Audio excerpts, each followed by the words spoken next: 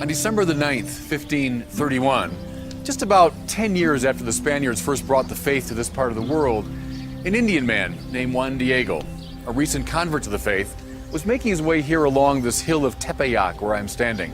He was on his way to Mass. He heard a burst of bird song. He turned to see where it was coming from, and he saw an extraordinary sight.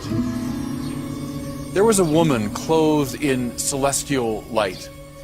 She announced herself as the Mother of the Most High God, and she had a simple request for Juan Diego. He would ask the bishop to build a temple here in her honor. Being a simple, humble man, Juan Diego went directly to the bishop.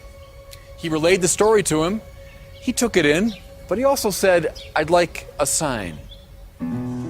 Juan Diego returned here to Tepeyac on December the 12th. She invited him to take off his tilma. That was the simple, coarse garment worn by peasants. It was woven from cactus fibers. And in that tilma, she helped him to arrange a group of roses that were blooming despite the lateness of the year. That would be the sign for the bishop. Juan Diego took the bundle of roses. He went directly to the bishop. He was made to wait for a while.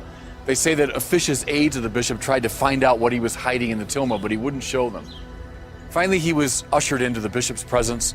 He opened the tilma, the roses spilled to the ground, but then to his great surprise, the bishop and his aides were kneeling because something even more amazing had happened. On the inside of the tilma, there was the image of the woman clothed in light.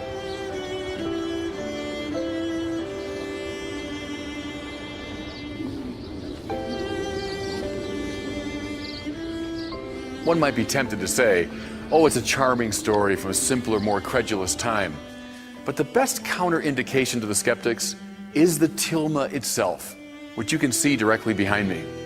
Studies have shown that it is indeed from the 16th century. It is indeed woven from those simple cactus fibers, which under the best of circumstances would normally last 20 or 25 years. And yet, there it is, 500 years later.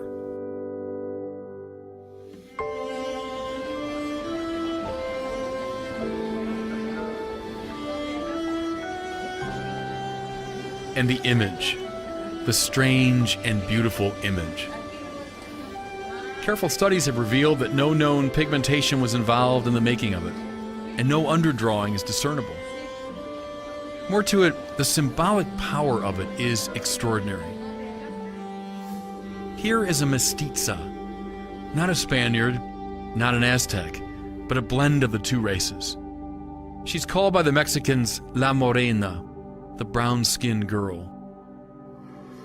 The cincture that she wears was an Aztec sign of pregnancy. She stands in front of the sun and on the moon, and her cloak is bedecked with stars. Sun, moon, and stars were all gods for the ancient Aztecs. This woman is greater than they. At the same time, she keeps her eyes down and her hands folded in prayer, acknowledging that there is one greater than she. And her name, Guadalupe, is probably a Spanish deformation of Coatlasupe. It means the one who crushes the serpent.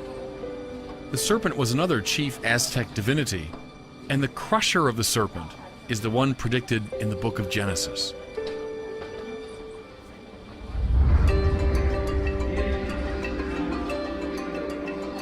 It is an undisputed fact that within 10 years of the apparition, almost the entire Mexican nation was converted to Christianity. 9 million people. This amounts to approximately 3,000 people per day for 10 years. A mini Pentecost every day for a decade. And the image continues to beguile, fascinate, and beckon. The shrine of Our Lady of Guadalupe is one of the most visited religious sites in the Christian world. People come here by the millions to commune with La Morena, some approaching her in supplication, penitence, or gratitude, on their knees.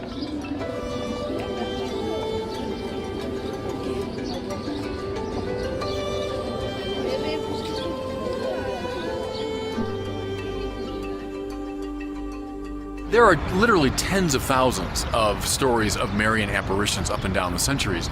Let's say many of which, if not most of which, are questionable. There are, however, some, maybe a handful, that are harder to dismiss, and they kind of haunt the mind. There's something about the detail of them, something about the integrity of the account, but then also, I would say, the consequences. You judge a spiritual act by its fruit. What's the result of it? You look at a place like this, and you can see this massive, first of all, the conversion of Mexico, which is the most extraordinary thing about Guadalupe. Within 10 years of the apparition, the entire country has been converted. Where prior to that, the Franciscans had about 10 years, they'd made very few inroads. Juan Diego was kind of an odd duck, an Aztec who would become a Christian. In the wake of Guadalupe, the entire country is converted. And then to this day, almost 500 years later, people still come.